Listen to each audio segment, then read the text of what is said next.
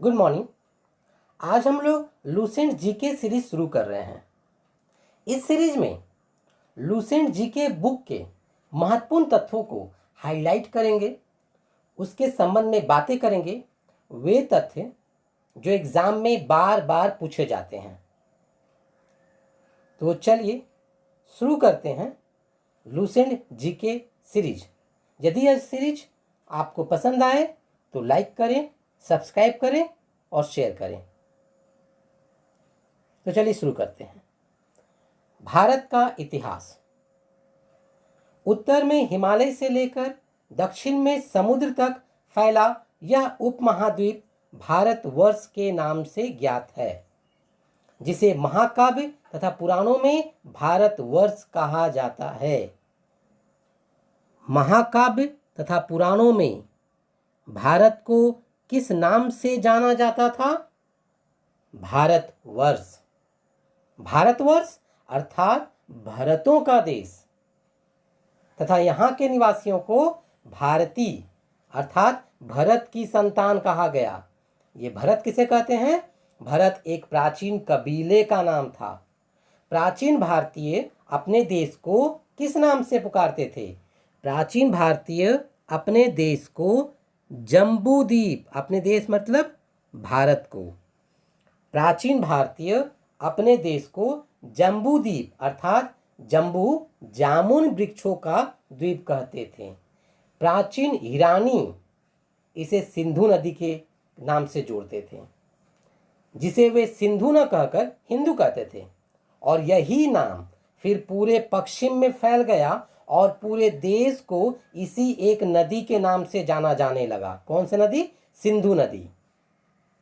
यूनानी इसे इंदे कहते थे, यूनानी इसे इंदे कहते थे और अरब इसे हिंद कहते थे। मध्यकाल में इस देश को हिंदुस्तान कहा जाने लगा। यह शब्द भी फारसी शब्द हिंदू से बना है। यूनानी भाषा के इंदे के आधार पर अंग्रेज इसे इंडिया कहने लगे।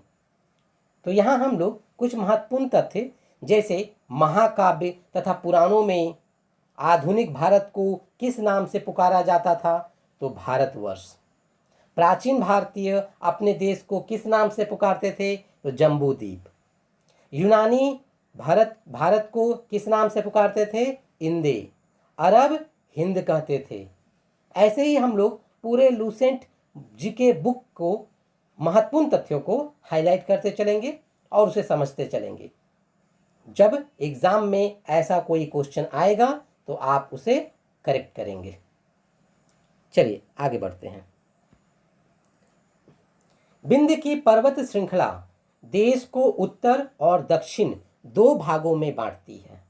उत्तर में इंडो यूरोपीय परिवार की भाषाएं बोलने वालों की और दक्षिण में द्रविड़ परिवार की भाषाएं बोलने वालों का बहुमत है। भारत की जनसंख्या का निर्माण जिन प्रमुख नस्लों के लोगों के मिश्रण से हुआ है वह इस प्रकार है: प्रोटो ऑस्ट्रेलाइड, पैलियो मेडिटेरेनियन, काकेशायड, निग्रोयड और मंगोलायड।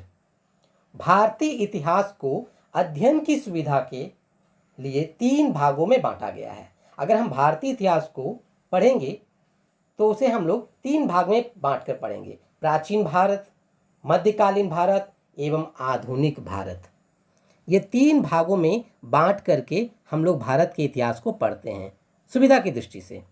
लेकिन ये पहली बार ये भारतीय इतिहास को जो बांटने की, उसे पढ़ने की सुविधा के लिए जो बांटा गया है, ये श्रेय किन्हें जाता है?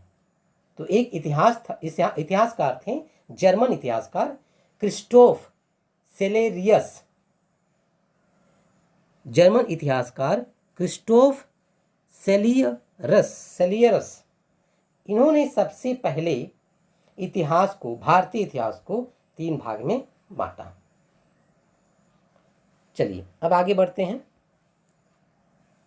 भारतीय इतिहास को तीन भागों में बांटा गया: प्राचीन भारत, मध्यकालीन भारत, आधुनिक भारत। सबसे पहले हम लोग प्राचीन भारत को पढ़ेंगे, उसे जानेंगे। प्राचीन भारतीय इतिहास के स्रोत हम प्राचीन भारत के बारे में कैसे जानते हैं? वह स्रोत जिसके माध्यम से हम लोग प्राचीन भारत का अध्ययन करते हैं वो है धर्म ग्रंथ, ऐतिहासिक ग्रंथ, विदेशियों का विवरण और पुरातत्व संबंधी साक्ष्य। ये 4 स्रोत हैं जिसके माध्यम से हम लोग प्राचीन भारतीय इतिहास को समझते हैं, पढ़ते हैं, जानते हैं। हम इन चारों स्रोतों के बारे में पढ़ेंगे। सबसे पहले आज हम लोग धर्म ग्रंथ के बारे में देखेंगे। धर्म ग्रंथ एवं ऐतिहासिक ग्रंथ से मिलने वाली महत्वपूर्ण जानकारी क्या क्या है, चलिए उसके बारे में देखते हैं। भारत का सर्व प्राचीन धर्म ग्रंथ वेद है। अगर हम सबसे प्राचीन धर्म ग्रंथ की बात करें भारत के, तो वह वेद है। वेद के संकलनकर्ता, क्योंकि वेदों को लिखने वाले ऐसा माना जाता है कि वेद ब्रह्मा के मुख से निकला, स्वयं ब्रह्मा ने वेदों की रचना की, तो उनके संकलन किए गए, हमारे ऋषियों के द्वारा वेदों का संकलन किया गया। वेदों का जिन्होंने संकलन किया उस महर्षि का नाम है कृष्ण द्वैपायन वेद व्यास। कृष्ण द्वैपायन वेद व्यास, इन्हें वेदों के संकलन कर्ता कहा जाता है। वेद वसुधैव कुटुंबकम यानी संपूर्ण विश्व हमारा अपना है, यह उपदेश देता है। भारतीय परंपरा वेदों को नित्य तथा अपौरुष मानती है। वेद कितने हैं? वेद 4 हैं, ऋग्वेद, यजुर्वेद, सामवेद एवं अथर्ववेद। ये 4 वेद हैं। इन चारों वेदों को आपको याद करना है, ये कई बार पूछे गए हैं एग्जाम में। इन चारों वेदों को संहिता भी कहा जाता है। हम इन चारों वेदों के बारे में पढ़ेंगे एक एक करके। चलिए सबसे पहले हम लोग पढ़ते हैं ऋग्वेद के बारे में।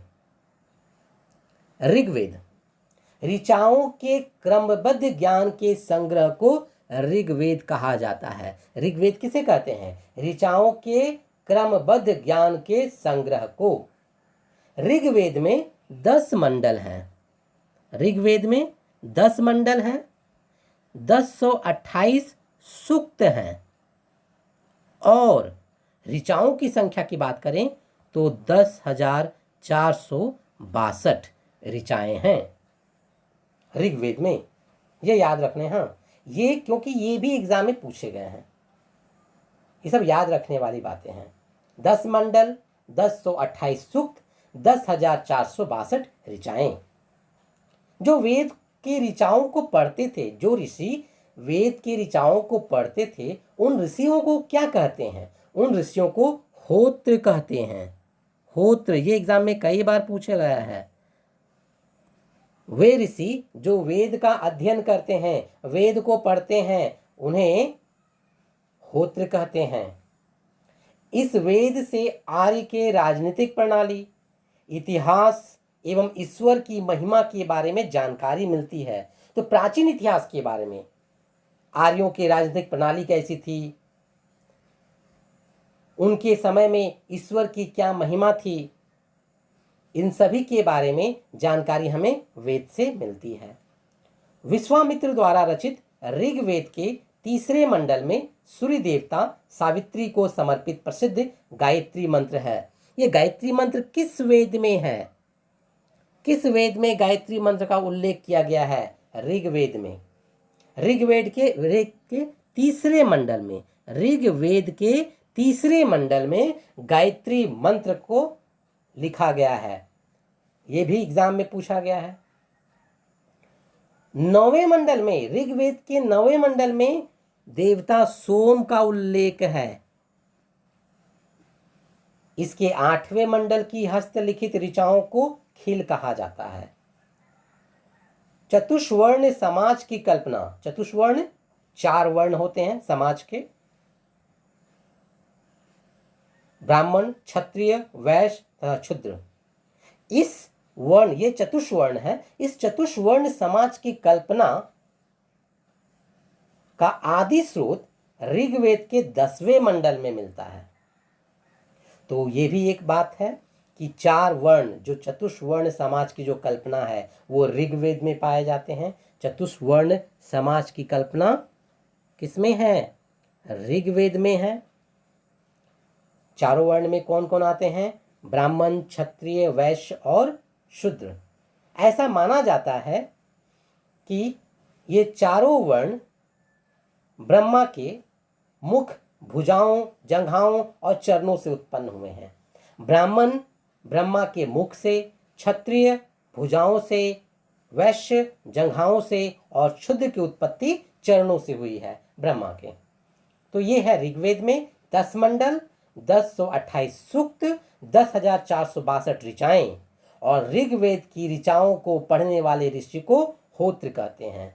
ऋग्वेद के तीसरे मंडल में गायत्री मंत्र का वर्णन आता है। देवता सोम का भी उल्लेख है ऋग्वेद के 9वें मंडल में। चतुष्वर्ण समाज की कल्पना भी हमें ऋग्वेद में देखने को मिलते हैं। आइए ऋग्वेद के बारे में थोड़ी और जानकारी। ऋग्वेद के कई परिच्छेदों में प्रयुक्त अधन्य शब्द का संबंध गाय से है। तो ऋग्वेद में जो शब्द हैं अधन्य, अधन्य शब्द का प्रयोग किससे संबंध है? गाय से है। ये भी एग्जाम के लिए इंपॉर्टेंट है। ऋग्वेद के जो ऋचाओं में, परिच्छेदों में अधन्य शब्द आया है उसका संबंध गाय से है। धर्मसूत्र 4 प्रमुख जातियों की स्थितियों, व्यवसायों, दायित्वों, कर्तव्यों तथा विशेषाधिकारों में स्पष्ट विभेद करता है। अच्छा फ्रेंड्स, हम लोग कई बार पढ़ते हैं ईसवी, ईसा पूर्व, इसके बारे में हम लोग कई बार कई लोगों को कन्फ्यूजन होता है, ये क्या अर्थ होता है ईसवी का, ईसा पूर्व का। तो ईसाई धर्मगुरु जो ईसा मसीह हुए, उनके जन्म से पहले के समय को ईसा पूर्व कहा जाता है। ईसा मसीह के जन्म के पहले के समय को ईसा पूर्व, इंग्लिश में इसे बीसी के नाम से हम लोग जानते हैं। ठीक उसी तरह जब ईसा मसीह का जन्म हो गया, जन्म के आरंभ से जब हम लोग गणना करते हैं तो उसे हम लोग ईस्वी कहते हैं। ईसा मसीह के जन्म के आरंभ से जो गणना होती है उसे सन, ईस्वी कहते हैं।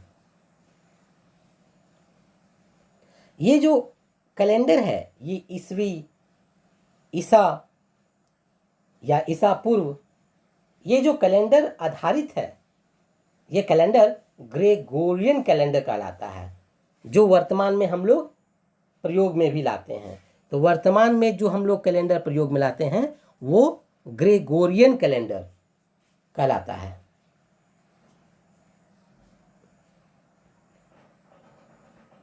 नेक्स्ट, वामनावतार के 3 पगों के आख्यान का प्राचीनतम स्रोत ऋग्वेद है। वामनावतार के 3 पगों, हम लोग सुने हैं ना, पुराणों में कहानी पढ़ते हैं हम लोग, भागवत में आता है वामनावतार, जब 3 पग में पूरे ब्रह्मांड को नाप लेते हैं, विष्णु का अवतार माना जाता है। तो उनका भी वर्णन ऋग्वेद में आता है। ऋग्वेद में इंद्र के लिए 250 तथा अग्नि के लिए 200 ऋचाओं की रचना की गई है। प्राचीन इतिहास के साधन के रूप में वैदिक साहित्य में ऋग्वेद के बाद शतपथ ब्राह्मण का स्थान है। चलिए, ये तो हो गया ऋग्वेद की बात। अब करते हैं हम लोग यजुर्वेद की बात। यजुर्वेद सस्वर पाठ के लिए, मंत्रों तथा बलि के समय अनुपालन के लिए नियमों का संकलन यजुर्वेद कहलाता है। वहां पर हम लोग क्या देखे थे? ऋग्वेद के लिए देखे थे कि ऋचाओं के क्रमबद्ध अध्ययन को ऋग्वेद कहते हैं, और यहाँ यजुर्वेद में बोला गया सस्वर पाठ के लिए, मंत्रों तथा बलि के समय अनुपालन के लिए नियमों का संकलन यजुर्वेद कहलाता है। अर्थात यजुर्वेद में विशेष रूप से नियम, विधि, विधान, इसका वर्णन किया गया है। मंत्र, इसका वर्णन किया गया है। यजुर्वेद में किसका वर्णन किया गया है? यज्ञों के नियम, विधि, विधानों का। ये प्रश्न आता है कि यज्ञों के नियम और विधि विधानों का संकलन किस वेद में किया गया है? यजुर्वेद में। यजुर्वेद में बलिदान विधि का भी वर्णन है। बलिदान विधि का वर्णन किसमें है? ऋग्वेद में। ऋग्वेद एक ऐसा वेद है जो गद्य एवं पद्य दोनों में पाया जाता है। ये गद्य और पद्य क्या होता है? तो फ्रेंड्स, गद्य वह विद्या है जिसके अंतर्गत हम निबंध लिखते हैं, कहानी लिखते हैं, उपन्यास लिखते हैं, ये सब गद्य में आता है। और पद्य में भजन, गाने, कविता, काव्य, ये पद्य होते हैं। तो ऋग्वेद एक ऐसा वेद है जो गद्य एवं पद्य दोनों में है। तो ये हो गया यजुर्वेद की बात। ये हो गया यजुर्वेद की बात। यजुर्वेद में नियमों एवं विधि विधानों का संकलन मिलता है। यजुर्वेद में बलिदान विधि भी है। यजुर्वेद गद्य और पद्य दोनों में लिखा गया है। अब आगे चलिए सामवेद की तरफ। सामवेद, साम का शाब्दिक अर्थ है गान। इस वेद में मुख्यतः यज्ञों के अवसर पर गाए जाने वाले ऋचाओं का संकलन है। इसके पाठकर्ता को उद्रात कहते हैं। सामवेद के पाठकर्ता को क्या कहते हैं? उद्रात। इसका संकलन ऋग्वेद पर आधारित है।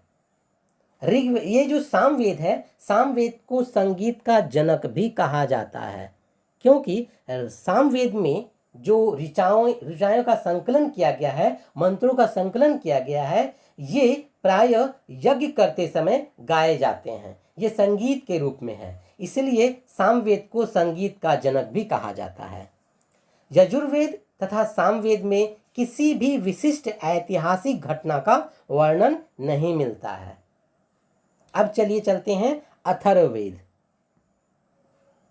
अथर्वा ऋषि द्वारा रचित इस वेद में कुल 731 मंत्र तथा लगभग 6000 पद्य हैं। यह पद्य के रूप में लिखा गया है।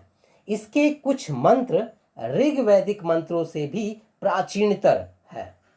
अथर्ववेद कन्याओं के जन्म की निंदा करता है। अथर्ववेद कन्याओं के जन्म की निंदा करता है। कन्याओं के जन्म की निंदा कौन करता है? अथर्ववेद। ऐतिहासिक दृष्टि से अथर्ववेद का महत्व इस बात में है कि इसमें सामान्य मनुष्यों के विचारों तथा अंधविश्वासों का वर्णन मिलता है। तो अंधविश्वासों से संबंधित कौन सा वेद है? अथर्ववेद। पृथ्वी सूचक अथर्ववेद का प्रतिनिधि सूक्त माना जाता है। इसमें मानव जीवन के सभी पक्षों, गृह निर्माण, कृषि की उन्नति, व्यापारिक मार्गों का गहन खोज, रोग निवारण, समन्वय, विवाह तथा प्रणय गीतों, राजभक्ति, राजा का चुनाव, बहुत से वनस्पतियों एवं औषधियों, शाप, वशीकरण, प्रायश्चित, मातृभूमि महात्म्य आदि का विवरण दिया गया है। तो ये बहुत इंपॉर्टेंट है। औषधियों, वशीकरण, इन सभी का वर्णन कहाँ मिलता है? अथर्ववेद में। रोग निवारण के बारे में जानकारी कहाँ मिलती है? अथर्ववेद में। विवाह के संबंध में कहाँ जानकारी मिलती है? अथर्ववेद में। जादू टोने का वर्णन भी हमें कहाँ देखने को मिलता है? किस वेद में? अथर्ववेद में देखने को मिलता है। अब चलिए दूसरे में।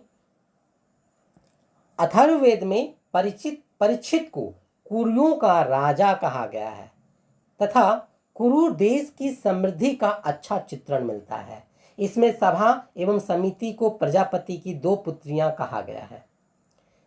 एक बात याद रखनी है, बहुत इंपॉर्टेंट है। सबसे प्राचीन वेद ऋग्वेद और सबसे बाद का यानी सबसे नूतन, सबसे नवीन वेद अथर्ववेद है। ये इंपॉर्टेंट है। सबसे प्राचीन वेद कौन है? ऋग्वेद। और सबसे नवीन, सबसे बाद का वेद, सबसे बाद में कौन सा वेद लिखा गया है? अथर्ववेद। वेदों को भली भांति समझने के लिए 6 वेदांगों की रचना की गई है। कौन कौन से हैं वो 6 वेदांग? शिक्षा, ज्योतिष, कल्प, व्याकरण, निरुक्त और छंद। यह 6 वेदांग हैं। भारतीय ऐतिहासिक कथाओं का सबसे अच्छा क्रमबद्ध विवरण पुराणों में मिलता है। इसके रचयिता लोमहर्ष तथा उसके पुत्र उग्रश्रवा माने जाते हैं। तो पुराणों के रचयिता किसे कहा गया है? लोमहर्ष को, और इनके पुत्र उग्रश्रवा, इन्हें पुराणों के रचयिता माने जाते हैं। पुराण कितने हैं? पुराण की संख्या 18 है। हमारे यहाँ पुराणों की संख्या 18 है। इसमें से केवल 5 मत्स्य पुराण, वायु पुराण, विष्णु पुराण, ब्राह्मण पुराण एवं भागवत में ही राजाओं की वंशावली पाई जाती है। पुराणों में मत्स्य पुराण सबसे प्राचीन और सबसे प्रमाणिक मानी जाती है। पुराणों में सबसे प्राचीन, सबसे प्रमाणिक कौन से पुराण को माना गया है? मत्स्य पुराण को माना गया है। अधिकतर पुराण सरल संस्कृत श्लोक में लिखे गए हैं। स्त्रियां तथा क्षुद्र जिन्हें वेद पढ़ने की अनुमति नहीं थी, वे भी पुराण सुनकर सकते थे। पुराणों का पाठ पुजारी मंदिरों में किया करते थे। स्त्री की सर्वाधिक गिरी हुई स्थिति मैत्रेयणी संहिता से प्राप्त होती है, जिसमें जुआ और शराब की भांति स्त्री को पुरुष का तीसरा मुख्य दोष बताया गया है। तो सबसे गिरी हुई स्थिति, जो स्त्रियों की जो सबसे गिरी हुई स्थिति, सबसे खराब स्थिति किस संहिता में मिलती है हमें? मैत्रेयणी संहिता में। इस संहिता में हमें देखने को मिलता है। शतपथ ब्राह्मण में स्त्री को पुरुष की अर्धांगिनी भी कहा गया है। शतपथ ब्राह्मण में स्त्री को पुरुष की अर्धांगिनी कहा गया है। जबालोपनिषद में 4 आश्रयों का उल्लेख मिलता है। स्मृति ग्रंथों में सबसे प्राचीन एवं प्रामाणिक मनुस्मृति मानी जाती है। यह शुंग काल का मानक ग्रंथ है। नारद स्मृति गुप्त युग के विषय में जानकारी प्रदान करती है।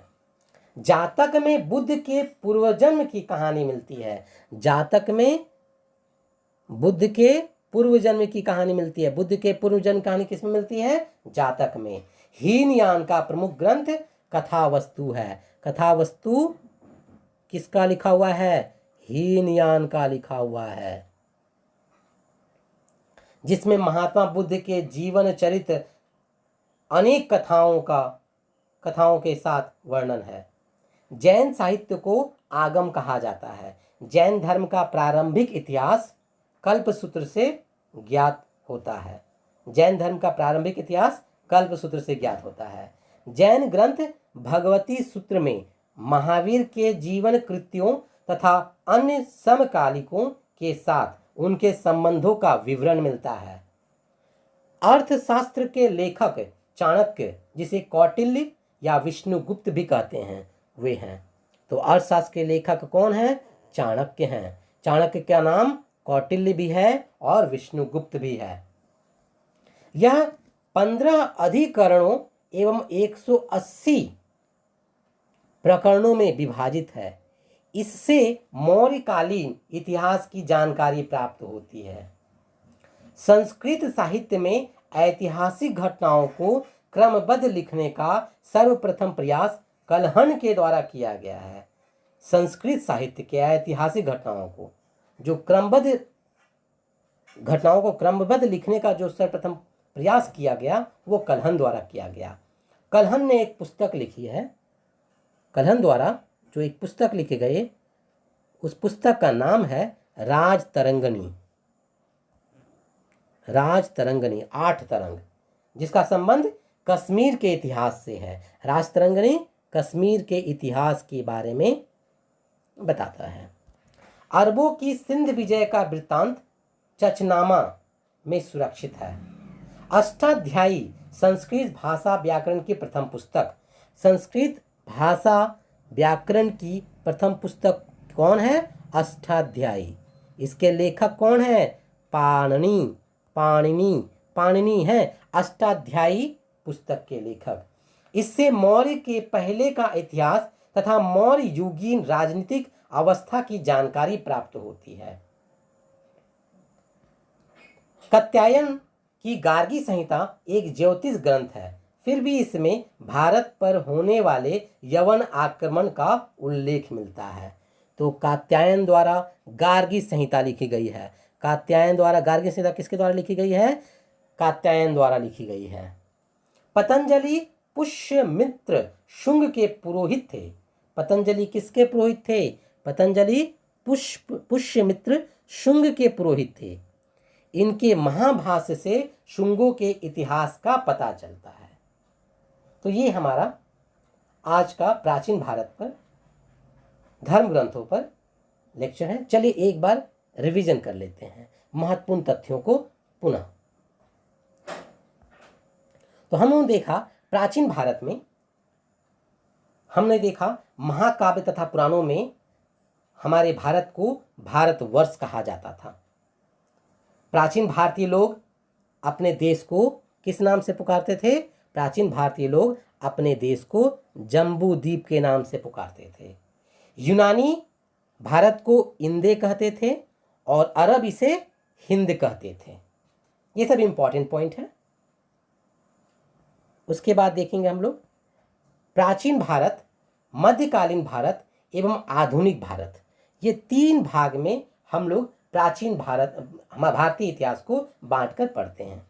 ये भारतीय इतिहास को जो बांटा गया है तीन भाग में, प्राचीन भारत, मध्यकालीन भारत, आधुनिक भारत, ये बांटने का श्रेय सर्वप्रथम जर्मन इतिहासकार क्रिस्टोफ सेलियरस को जाता है। प्राचीन भारत के बारे में अगर हम देखें तो प्राचीन भारत के जो स्रोत हैं वो धर्म ग्रंथ, ऐतिहासिक ग्रंथ, विदेशियों का विवरण, पुरातत्व संबंधी साक्ष्य, इनसे हमें प्राचीन भारत के बारे में जानकारी मिलती है। सबसे पहले धर्म ग्रंथ के बारे में हमने देखा। भारत का सर्व प्राचीन धर्म ग्रंथ कौन सा है? वेद है। वेदों के संकलनकर्ता जिस ऋषि द्वारा किया गया वे कृष्ण द्वैपायन वेद व्यास हैं। वेद कितने हैं? वेद 4 हैं, ऋग्वेद, यजुर्वेद, सामवेद, अथर्ववेद। अगर हम ऋग्वेद की बात करें तो ऋग्वेद में 10 मंडल, 1028 सूक्त, 10,462 ऋचाएं हैं। ऋग्वेद के ऋचाओं को पढ़ने वाले ऋषि को होत्र कहते हैं। ऋग्वेद के तीसरे मंडल में गायत्री मंत्र का उल्लेख है। इसके 9वें मंडल में देवता सोम का उल्लेख मिलता है। ऋग्वेद में चतुष्वर्ण समाज की कल्पना की गई है। चतुष्वर्ण अर्थात ब्राह्मण, क्षत्रिय, वैश्य तथा शूद्र। उसके बाद हमने देखा अधन्य शब्द ऋग्वेद में जो आया है यह किसके लिए है? गाय के लिए प्रयुक्त किया गया है। ईस्वी और ईसा मसीह के बारे में हम देखा। ईसा मसीह के जन्म के पहले के समय को ईसा पूर्व और ईसा मसीह के जन्म तिथि से आरंभ हुआ सन ईस्वी कहलाता है। आज जो हम लोग कैलेंडर यूज करते हैं गणना के लिए उसे ग्रेगोरियन कैलेंडर कहा जाता है।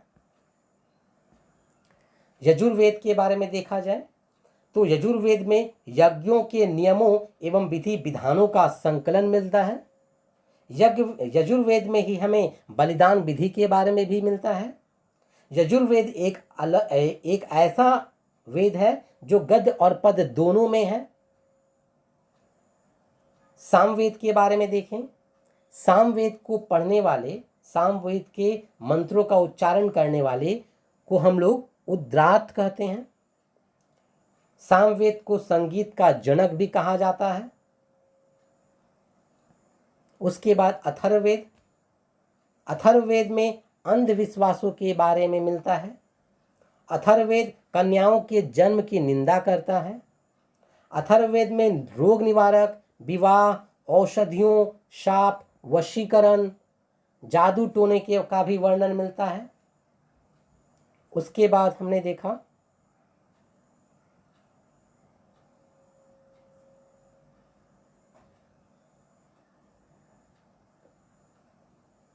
सबसे प्राचीन वेद ऋग्वेद और सबसे बाद का वेद अथर्ववेद है। वेदों को भली भांति समझने के लिए वेदांगों की रचना की गई। वेदांग 6 हैं: शिक्षा, ज्योतिष, कल्प, व्याकरण, निरुक्त तथा छंद।